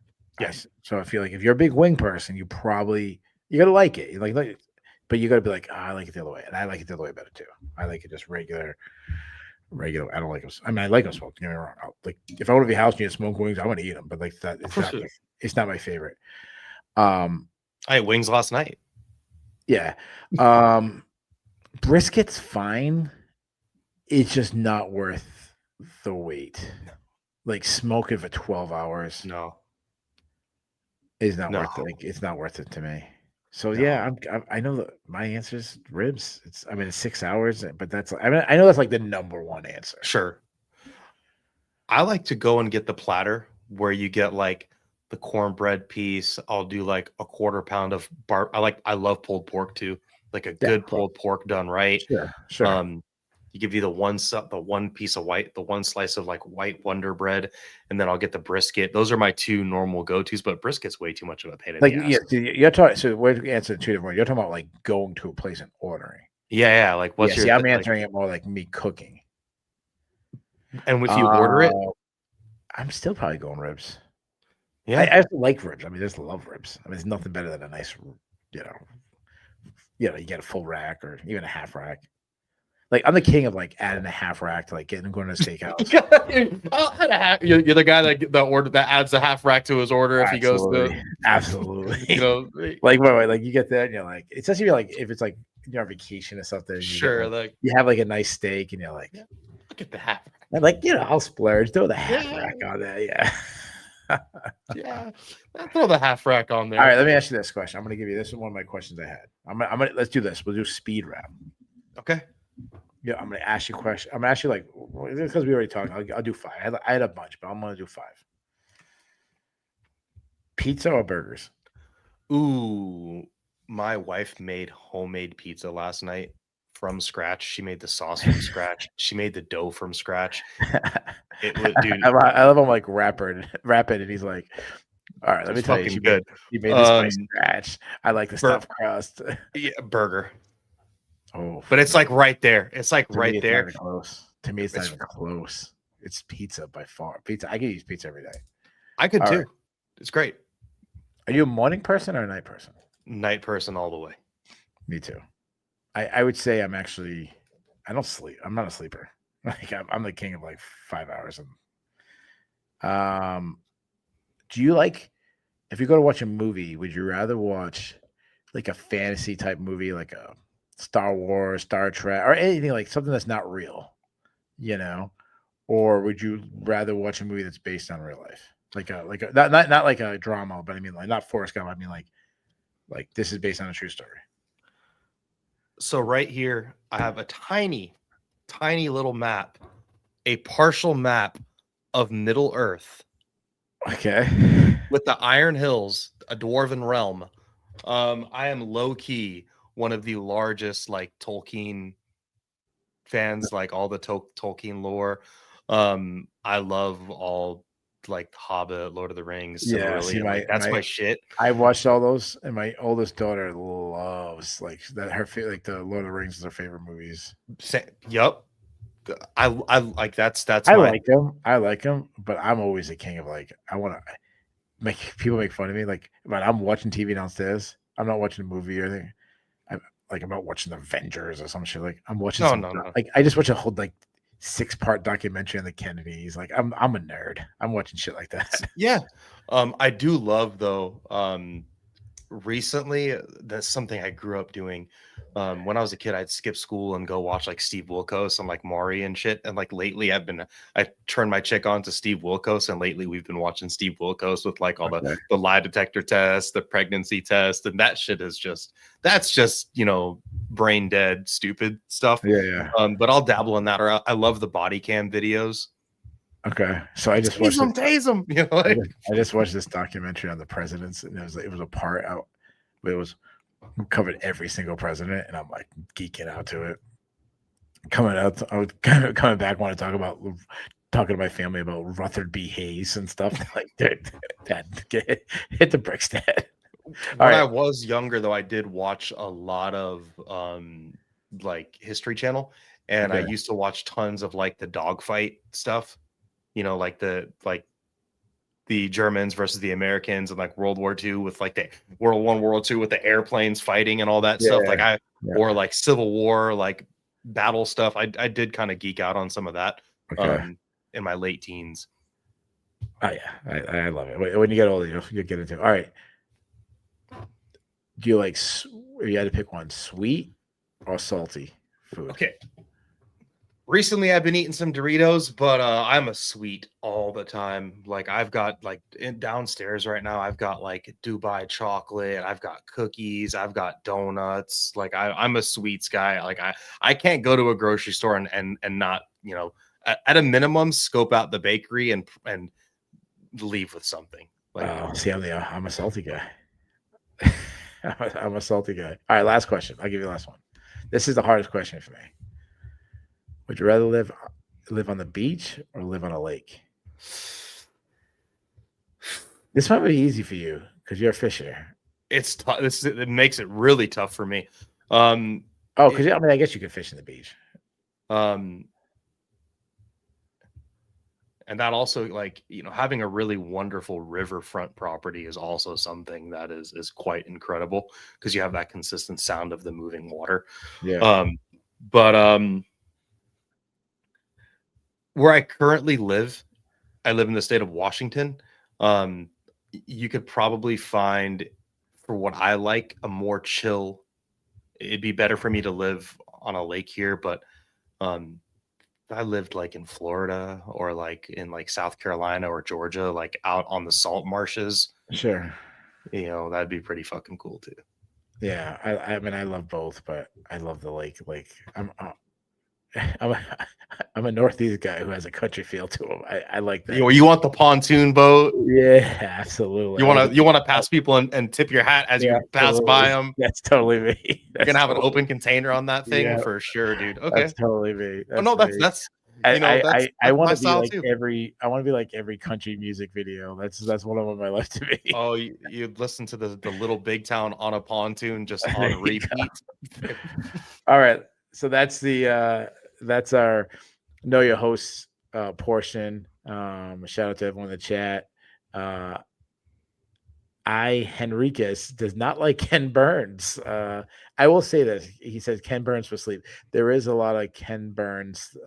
Some of his stuff is really boring, but he's extremely knowledgeable. All right, let's go back to the prelims. We're going to go through these hopefully quicker than we did the main card. One of the biggest fights on the card, a lot of people were excited for, was Chris Curtis take on Mektabek Orobai at a matchup at welterweight, where Orobai recently moved up to welterweight. Curtis recently moved back down. Orobai dominated this fight, winning by unanimous decision. I mean, his top control was incredible. His mat returns, he set a record. They say takedowns. It really should be mat returns, but I've gone on that rant many times. But this dude's a problem at 170. He's a problem at 170.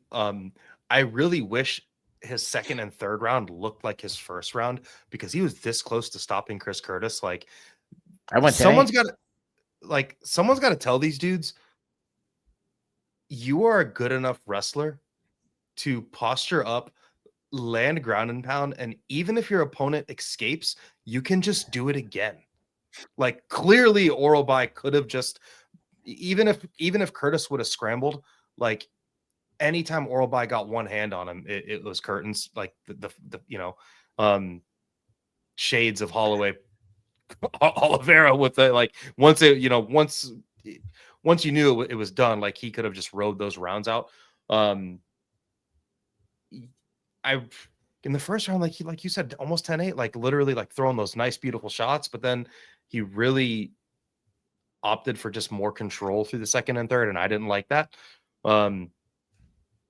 But when you're, there's no offense from Curtis. Like, he landed. No. I mean, it was a pretty flawless victory for Orobai. Yeah. I'm sitting there. I mean, the guy, he's definitely a problem, and his wrestling is going to beat so many guys. But my one concern is he's at 170. And to me, that's probably the best division for wrestlers right now. I mean, when I just off the top of my head, I'm thinking, obviously, the champion is Islam Makhachev. I think of Bilal Muhammad and Michael Morales and Shavkat and Sean Brady. Yeah. Kamaru Usman. Like, that is my only concern.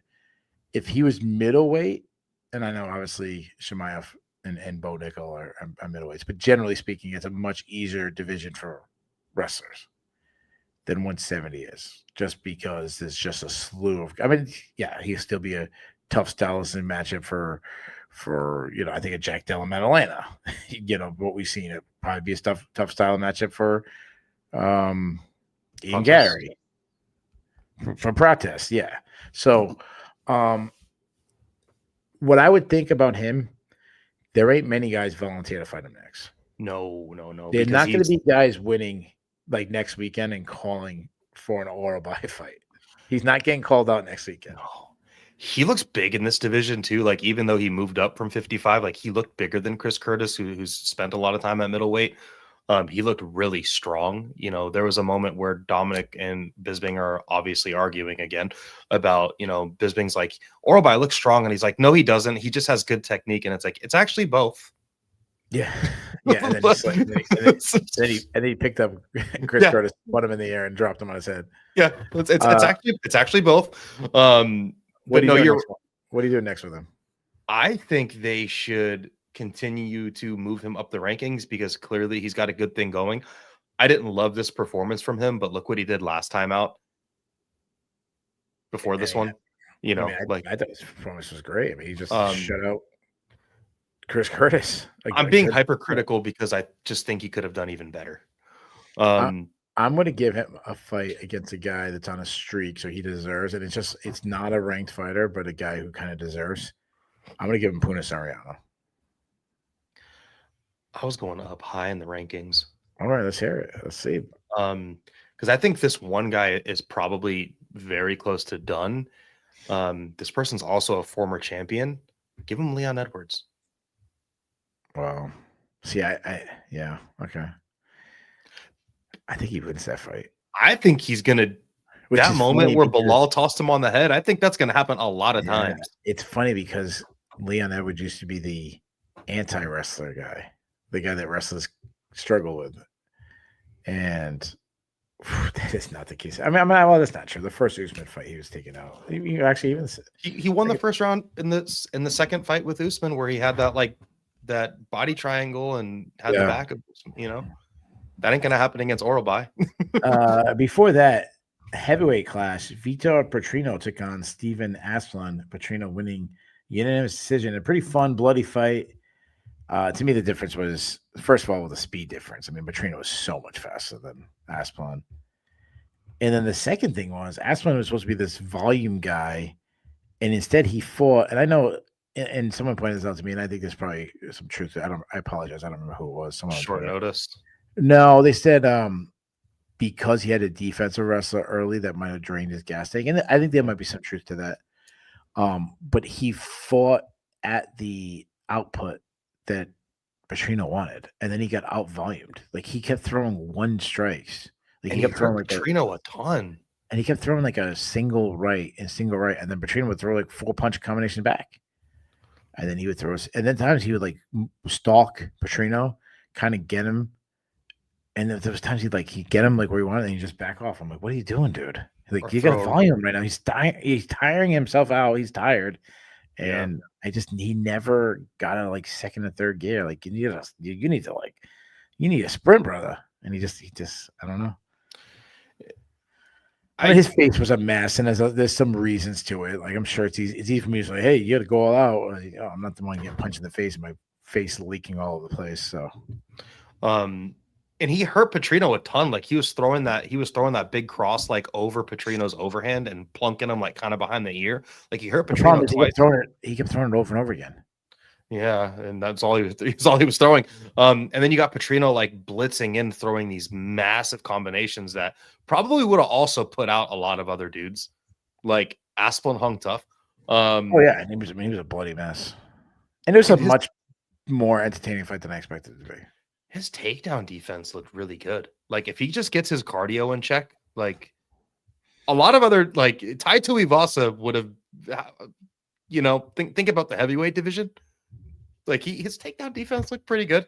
Like Portia said, it's hard to not root for Asplund. Like when you look at the dude, he said it's in the pre-fight. He's like, this is the guy with the worst physique versus the best physique.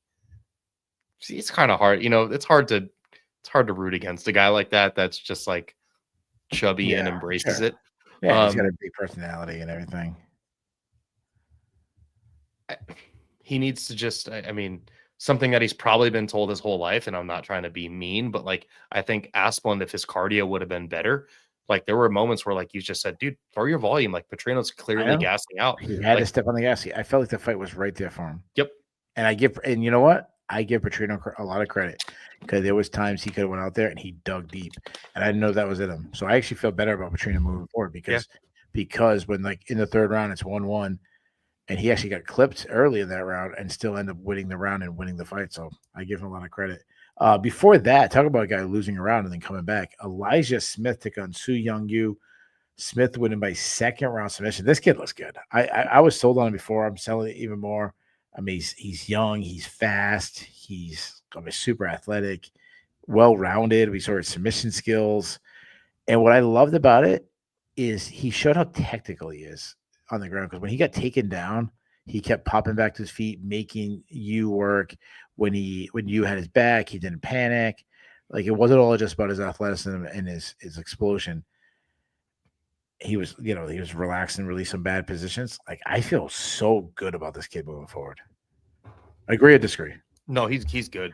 Especially when you've got a fighter that's so tenured in the game, like Amanda Lemos, who just randomly taking the back foot because she knows that she's expecting the takedown, versus someone like Elijah Smith, who is like, yeah, I know this guy's trying to take me down, but I'm not going to take the back foot. Like I'm just going to meet him with pressure.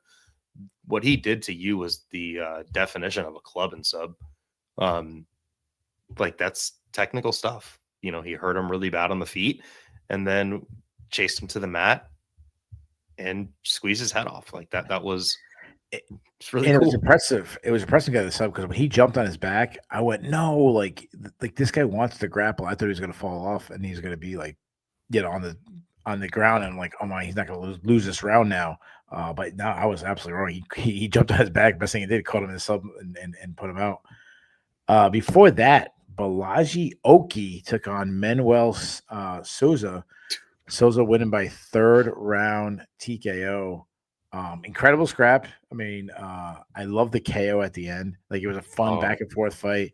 I love how he knew he had the guy hurt and then he held his hand so he couldn't block and just threw it right over it. That was awesome. And he went the way he dropped, like everything was perfect in this fight. The way he just like it looked like he just instantly tranquilized. Like he just when you're a kid, you jump into the pool backward. Like like that. Well, the way he fell, he failed. It looked like a guy who got tased. Yeah. Like, just yeah. And Souza, like he was feinting a ton in the first round of the fight, and like Oki was biting on the feints really bad, but Oki had a little bit of success. And then all of a sudden, Souza was like, yeah, I'm not going to play around with this dude anymore. Like, let me just go get on the front foot and just bomb on him. And his combinations up against the cage, like he looks like a menace there. He's very wild and unorthodox, but it works for him. Like he throws punches from down by his hips. He throws from weird angles, but it works for him. Like he's fast and you can tell he's strong and he hits fucking hard as shit, and he fights a lot like Gene Silva. And I'm not comparing him to Gene Silva yet. But I mean, like how Gene Silva keeps his hands low, throws some weird angles, all about explosion and everything. And what I thought was impressive, like I had it 1-1 heading into the third, and then he found a second win, and he looked like when the way he came out in the third round, like so suddenly it was just like it looked like not like he charged his battery, like he just like popped the battery out, put a new one in. And he must have got that Teddy Atlas speech in between the second and third round, We're fired, man. He got that Teddy Atlas speech. I don't know what they said to him, but they told him something. It looked like the first two rounds didn't exist. Like he just came out like completely 100% cardio. Like his gas tank was completely full. They said, think about your 17 brothers and sisters. Did you hear that? He's one of 18. Yeah, I know. I was saving that for the sorry. Before that, a fight that I was not looking forward to, Brad Tavares versus Eric Anders. This was a good ass fight. Pretty damn good fight. This should have been. Who would have guessed that? This should have been. I put this in the Sherdog stock. I'm like, this is the absolute best outcome possible for this fight. This fight should have been terrible. Eric Anders like using forward pressure, rocking Brad Tavares. Brad Tavares doing his best Dustin Poirier, trying to like bob and weave and pot shot with counters off the cage. Like what? Like both of these. Speaking of energized, like both of these dudes for who they are today, they fought very energized. Like, Yeah, that was fucking cool. Yeah, it's a great fight. It really came down to me with the space. Like when they were at space, Tavares was faster, The cleaner, kicks. landing hard, and Anders was smart and closed the distance and got to his world.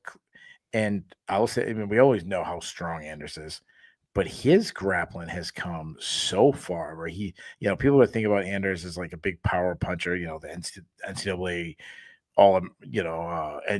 NCAA national champion team and all this stuff. But he's a grappler and he's pretty damn good at it.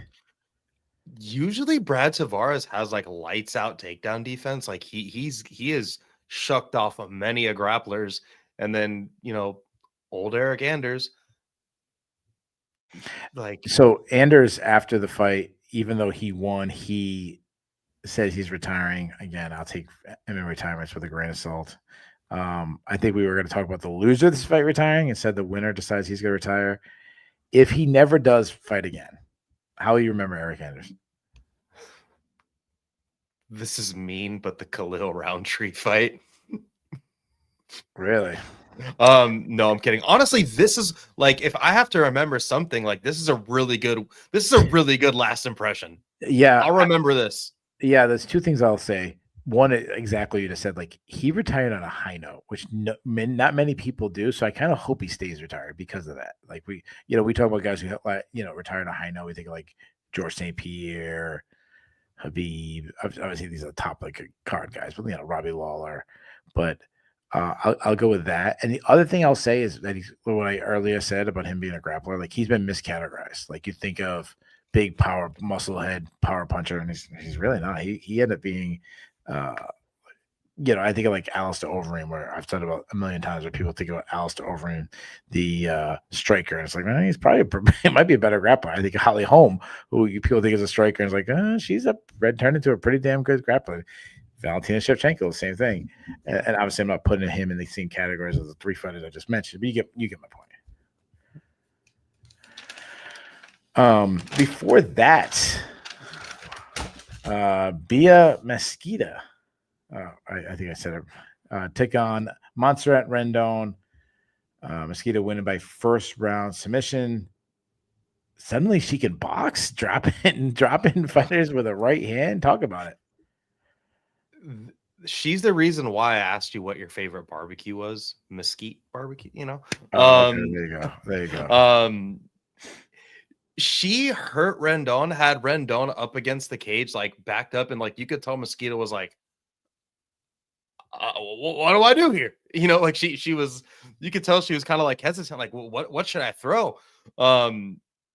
Good for her. This was exactly how this fight was supposed to go down. Rendon is bad. And Bia Mesquita is in this division can be pretty damn good, probably. It's funny that she hurt someone on the feet. She's big, she's powerful, she's athletic. Like this is like she could just totally turn into the women's 135 Mackenzie Dern. Yeah. The only thing I'd be worried about is obviously her age. But yeah, like I mean, she's that she's in the right division. Yeah. First of all, the second thing, she's showing improvement already in her striking. She's shown some power in her striking. Again, it's against Montserrat Rendon, so take that for what it's worth. But I mean, she's a great talent. I think she should get the market push. She's a great talent. She speaks English like very clearly. Like she obviously has an accent, but it's very clear. Like you understand what she's saying. She's obviously, the most decorated female grappler we've ever had. She's good looking. Like she's everything the UFC wants. I'm giving her finishing fights. She's finishing. I'm giving her a big step up in competition. Me too. I'm giving her Irene Aldana. Okay, it was either her or Macy Chason for me. The Chason fight would be very interesting because she's so big. But Chason just got out grappled. I think Bia would struggle to get her down, but once she got her down, be a wrap. I do think she might struggle to get her down. But you know what? Like Chason could be winning the first two rounds, be winning, have like 1 minute left to both to winning, then like go roll for an like ankle lock or something, and they get like choked out because she'd do something stupid. And she missed weight. And she missed. Like, yeah. So Bia Mesquita, I would be, if I was in this division and I was Bia Mesquita, I'd be like, yo, let me fight this girl because I want to take 20% of that purse. Yeah. Before that, Luan Lacerda took on Hector Sosa. Sosa winning by unanimous decision in another really fun fight. Absolute war. To me, this came down to Sosa had a bigger gas tank. I thought he lost the first round. It was close, but then he won the second and third round, and he just had great output. There's some things I don't like. He was really overthrowing his strikes. He needs to clean that up a little bit. But overall, I think it was a good debut. This is one I only listened to. Okay. Take my word for it. I'll take your word on it. All right. And then before that, Sam Hughes took on Piero Rodriguez in the rematch that nobody was asking for except for Dev. Dev was it's weird that you would send an email every single day to Dana White asking for this rematch, and they finally gave it to you. This is 3 wins in a row. I know you didn't get to watch the fight, but 3 wins in a row for Piero Rodriguez. I think Sam Hughes is underrated, so I think it's a really good quality win. I'm not saying she's going to win a title or anything, but I think she's a tough out for a lot of people. She's well-rounded. I like her. Didn't she do some really dirty stuff in a fight though? Yeah, she headbutted Carnelossi. So either you're going to be like, ooh, she's a bad bee and she's down to get dirty, or you're going to be like, she's a dirty cheat. But she's good. She is good. Do you label her in the same place as like Priscilla Cachoeira, or do you, I think hers was more like brain fart, where Cachoeira was like, I'm about to get submitted. Let me do something super dirty and like fish hook Julian Robertson. With her in her eye. With her eye. That's what it was. It was not fish hook. It was eye. Yeah, let me try to rip her eyeball out. Like when you think about it, like, that's terrible. Sam Hughes too. Like I kind of actually did watch a little bit of this one, especially through the third round. Like her corner was telling her in between second and third round, like, you need to finish, get a takedown. And it's not like she has punching power. Like I don't hate it. Like you take it down, maybe you catch a submission or something, you land some ground and pound. Like she's not like a knockout artist. Piera just seemed to be like the better puncher, and Hughes just better punching, better volume. She kept throwing comedy, and she had no respect to Hughes' striking back. She just walked her down. And Hughes had way too much respect. She didn't care. I mean, she was getting hurt. That's why she was hurting her. Then she took her down. She get the plum clinch. She beat her up. She just beat her up everywhere. So, and yes, Portia Baines is also right about that as well. That was like a million years ago. Yeah. If enough time passes, it goes away. We forget about it. Yeah. Yeah. So there you guys have it. We've covered all 14 fights. Let's do the fun stuff. Let's get to the cut list. To me, it was a pretty positive night. So let's do negative really quickly. I have 2 names for the cut list. Dev, how many names do you have for your cut list? 2 as well. All right. So I'm going with a veteran. I'm going a guy who's, I don't know if he was the longest reigning guy. Ben is really good with that stuff. I'm not, but I'm going with Brad Tavares. Dude's lost 2 in a row. He's lost 6 out of his last 8 fights. This was a really, really fun fight, but I'm still cutting him. Yeah. He's on my list too, but I don't think they'll cut him just based off of, who he consistently rubs shoulders with and everything like that. But yeah, kind of wouldn't be mad if they released old Brad Tavares. And I think you and I are going to definitely agree on the next person. All right. The other person that I have was also a really fun fight, but he's lost 3 out of 4, all by KO. I'm getting rid of Balaji Oki. Yeah, same. I thought you got to get rid of Hardwick. But I said I gave him a pass. The first fight was on short notice. I'm like, even this fight was fun as hell. And he had moments in this fight where he was had a not lot of supposed to moments. Yeah. So, and he's had. I mean, for a guy who's short, he's had some tough matches so far in the UFC. And he's taken so much damage. The poor guy, like let him get his jaw wired shut and come back in a year. Like, man, Henriquez is cutting. Henriquez or L. I don't know if that's an I or an L. Is cutting Omar C too. So I see a lot of people. They need him for. If he wasn't from France, that would be right up the UFC's alley. But they're going to keep him around to smudge like Ozzy Diaz moving up a division. Next time they go to France. I'm going to ask the chat to help us out. Usually it's posted in the Sherdog, and usually Ben does this, but then usually it's posted in the Slack. I don't have the awards for the night, so if someone could look those up for us, and we'll just announce the awards. It was a really. How about this? Tell me what your awards would be. Give me a fight and 2 fighters. This would have been a really hard picking a fight. Yeah. I'm going to surprise you. I want to give it to the old guys. I want to give it to Anders and Brad Tavares. I mean, you could go heavyweight with Ashland. You can go Oki and Souza. You can go Rahiki and Hardwick. You could. I mean, there's a bunch of really good fights on this card. But I'm going to go. I would give it to the old guys. I give it to Anders. His last fight in the UFC. Brad Tavares. I give him a bonus. And then for 2 performance bonuses as well, like that's honestly kind of tough.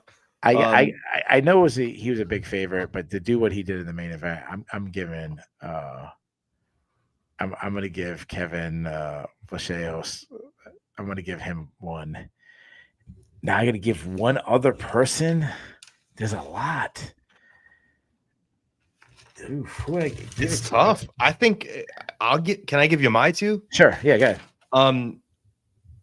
I'm actually not going to give it to Vallejos. I would give it to Elijah Smith and Manuel Souza. Elijah Smith and Manuel Souza's.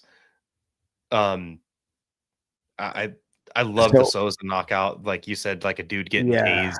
It was great. The reason why I'm not giving it to Souza is because he lost. I mean, it wasn't until the 3rd round he lost a round. I'm not giving it to Smith because he lost a round. To me, I almost give. I kind of view awards a little bit like wrestling, like I come from wrestling world.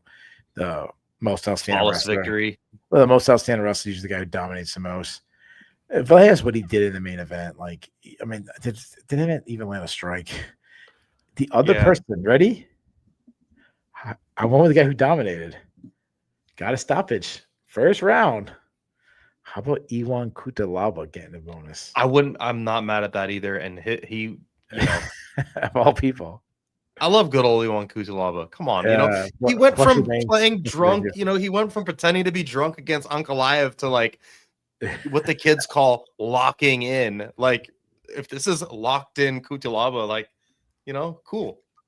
All right, according to Henriquez, and I'm saying that I believe him. I'm not. He says Vallejos landed 42 strikes. Emmett landed 2.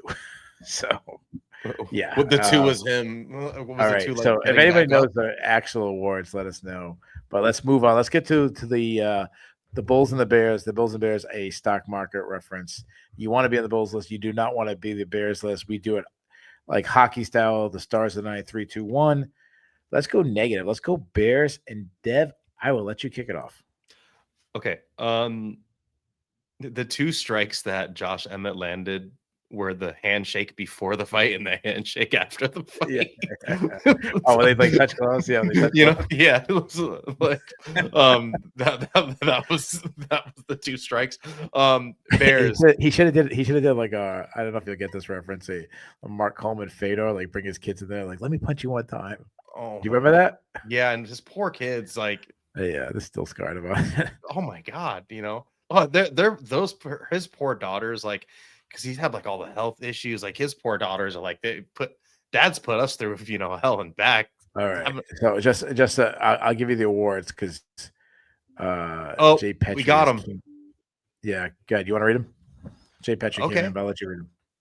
I'm gonna call him Rikishi and Hardwick.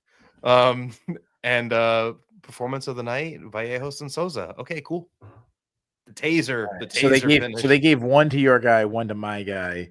But my man, Elijah Smith did not get one like you called for, and my man Iwan Kutalaba did not get one. Oh. But that's all right. So let's, you know what, and they went with the, like you said, Friday night. I'm okay with, like, there was so many options to be Friday night, so I'm okay with.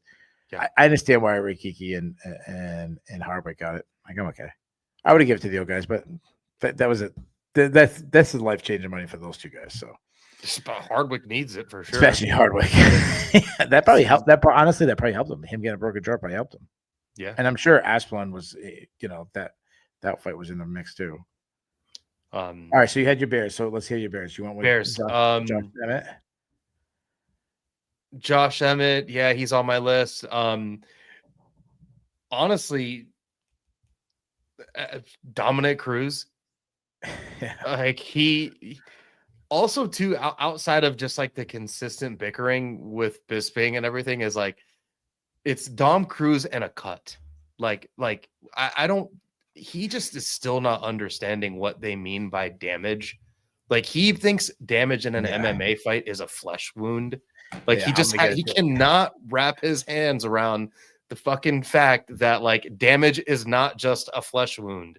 I'm gonna get. Trust me, I'm gonna get into that. Like it's just, brother. I remember absolute fiction. They will not fire him. You know, would you rather be sliced with a knife or hit with a hammer? Like the slice every freaking time, dude. Like he does not he just the cut. And then even in the Sam Hughes fight, like I was a little bit occupied during the time, but one thing that stuck out to me is, Sam Hughes can win this fight with a cut, and I'm like, he's already on it. It's the first fight of the card. He's already like, he's terrible. It's like Joe Rogan with the tie cup and Dominic Cruz with a cut. It's just like cut fucking Dom Cruz. It's just, I can't. Another Bear. So you said Dom Cruz, you said Josh Emmett. Those are my two biggest. And then I guess Omar Sy as a big favorite, just kind of like front right. He lost 2 out of 3. And sort of dancing his way into this. The way he tapped, and yeah. So I had all of them. I had all of them on my list. But I'm going to add a couple of new ones.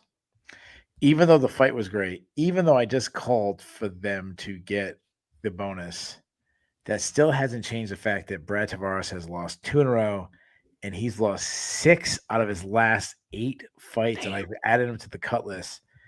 Brad Tavares is my number 3 Bear.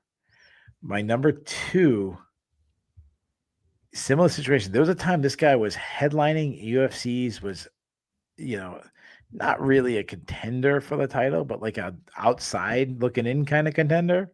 And that's Chris Curtis, who's now lost 3 out of 4, losing in different divisions. He looked not bad, good dude. for him. And my number 1 Bear, I'm going all the way to the second fight of the night. And that is going to be Paramount, where the volume cut off. I don't know if it happened to you, but it happened to me, and it happened to a lot of people. I couldn't hear any absolute banger fight between Juan Lacerda and Hector Sosa. Yeah, come on, Paramount. Like, how is it possible that you're worse than ESPN Plus? Paramount has not been good. Yeah, you're worse than ESPN Plus. Like, come on. I feel like one of those like annoying media people that like just bitch and moan about everything. But yeah, I know. Paramount sucks. Paramount, like they blow. Like the bar was set so low for you to be better, and you're even worse. Like seriously, I'm not joking. ESPN Plus was better. All right, let's go to the Bears. Let's go positive.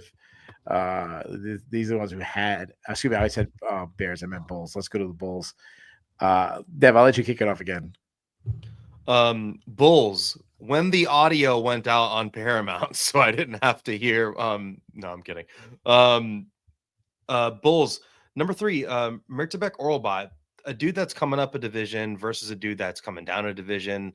I kind of complained about his performance, but I do think we have not seen anybody turn Chris Curtis into a pretzel and chuck him around the octagon like that. That's just not something that's happened in the UFC. Yeah, he's 5-1 in the UFC so far. He's 2-0 at welterweight. Iwan Cutelaba. He kind of seems like a dude that probably doesn't have to cut a lot of weight to make 205 pounds. He's big and strong, but he's not the biggest dude in the division. He lives in Vegas. It kind of reminds me of the time that Sean Strickland rode his motorcycle to the Apex, like on short notice, fought Imavov and left. Like he's kind of got like he lightweight cut this week, showed up, easy sub, 15-minute commute home. Probably quite the night for a guy like Iwan Cutelaba. Yeah. Would it surprise you to tell you that Iwan Cutelaba has won 3 of his last 4 fights? It's crazy. Like, all right, give me one more. How do you enhance your fight IQ? Fight Umar C, I guess. Like, I don't know, but even just like, this is the dude that, like, remember when he got out grappled and got his back taken by like Johnny Walker and stuff? I can't keep it. I can't get out of my memory. I think of Iwan Cutelaba. I think of him like beating Johnny Walker, then get reversed, and then beat up on the ground by Johnny Walker. Like, and then he's improving. And then Kevin Vallejos, like, all the stuff we said earlier gets thrown out the window. Like, he's 23 or 24 years old, and he showed up in the main event, and just this was a flawless victory from him. Like, all the other negative stuff we say is gonna be forgotten in 6 months when he's booked in another fight, and this is just on his highlight reel. Yeah, I'll give you 3 more. I agree with all yours. How about Elijah Smith? The dude's only 23. He's already 3-0 in the UFC. He got a spectacular finish. This one, the last fight, he Rampage Jackson slammed a guy for a knockout, arguably knockout of the year. I'm going to go with Elijah Smith as my number 3. My number 2 is going to be 3 fighters, and that's going to be UFC newcomers. UFC newcomers, guys making their UFC debut. Both me and Ben both picked all 3 guys to go 3-0, and they did. I'm talking about Marwan Rahiki. I'm talking about Manuel Sosa, and I'm talking about Hector Souza. I'm saying I say that backwards. It's Manuel Souza and Hector Sosa. So, very good time for UFC newcomers. And my number 1, it wasn't the greatest victory, but she got the job done. She has now won 5 fights in a row. And the reason I'm putting her number 1, because I said this is the apex of her career. It's not going to be any better. She actually might get a title shot. And I think there was a time Jillian Roberts was battling to keep her roster spot and now possibly be in a title. She's not going to win, but, if she gets a title shot, you'll get title challenger. That'll be in her resume for the rest of her life. So Jillian Robertson is my number 1 bull. I know you've been talking about it. Give me a dude seriously. One more low-key bull to his fighters that moved up a division, and I did forget to mention that one. We had Oralby move up a division, and Vitor Petrino. There you go. Former light heavyweight. So I thought that was a pretty cool find. My dude, seriously, I should have saved all of this for Dominic Cruz.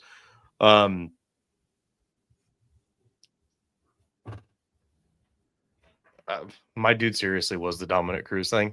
I fired from the hip. I went too quick.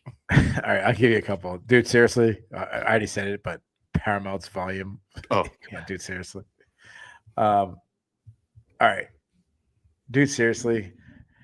I'm all good that Eric Anders retired, but dude, seriously, like you got to give your gloves. You're not gonna lay him down. First, you have to lay him down. That's tradition. You got to lay him down, but. You get the camera shot with the gloves on there. But besides that, you hand the gloves to your coach. Like, I'm going to give my gloves. As you have your own son as a corner man in your last match, you don't give your gloves to your son? Like, dude, seriously? It felt like when Barry Bonds, I know you're not going to get this reference, but Barry Bonds broke the all-time home run record, and he hit a home run, and he ran around the bases, and they had his son there as, like, a special bat boy for him, so he could, like, get to home plate, and he, like, he gets to home plate and he points to the sky, and his son like is sitting there like waiting for like a big hug from his dad, and it's just like, and then he kind of like hugs his dad without him hugging him back, and I was like, so like really, dude, like, dude, seriously. Manuel Sousa's parents with 18 children, dude. Manuel Sousa's parents are freaks, dude. Dude, seriously, damn, the dad be hitting that shit all the time, dude. Seriously, I mean, or his mom could be some trouble. Maybe. You know, I've been watching some Steve Wilkos lately. Maybe she should go on there. Yeah. I will add on to the Dominic Cruz, especially for the Victor Petrino, Steven Asplin funk, where he goes, what will the judges see? The cut, or did they see the knockdown? Like, dude, seriously, like, how do they not see a knockdown? Like, is it he just like, oh, will they see the knockdown? Like, did they stop watching the fight for 20 seconds? Like, how would they miss the guy getting knocked down and almost knocked out? Like, dude, seriously.